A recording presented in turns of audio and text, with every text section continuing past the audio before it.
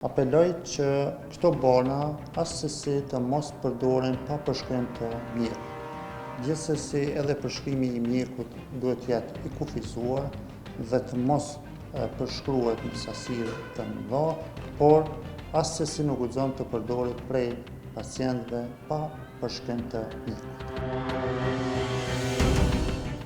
Fatkeqësisht efektet anësore të kontraceptive oral janë të mëdha dhe janë të shumta. Këto si pikë e parë që përdoren tek njerëzit ose tek femrat në një periudhë afatgjate mund të shkaktojnë shtyp të peshës. Kjo ndodh si pasojë e moslirimit të lëngjeve. Pastaj probleme femrat të cilat kanë probleme me sëmundje të zemrës dhe me probleme me hipertension ose tjera mund ta çrregullojnë gjendjen e tyre shëndetësore.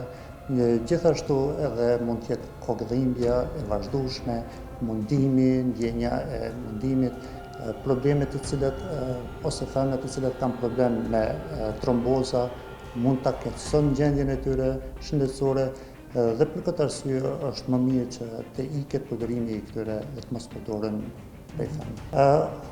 Unë mundohem në maksimum që të iki përdorimi të këtyre, edhe pse në bazë të protokolleve ne kemi të drejtë të shënojmë këto borna për trajtimin e disa sëmundjeve endokrinologjike, siç janë çrregullimet me vezore policistike ose aknet ose pasojat që i shkakton vezoret policistike, por përderisa kemi substanca të tjera të cilat mund t'i përdorim që kanë më shumë origjinë bimore dhe mos janë ashtu sintetike sikurse këto, atëherë mundohem që t'i përshkruaj ato më shumë dhe të zgjidhet problemi, edhe pse don kohë pak më të gjatë, por efektet anësore janë shumë më të vogla.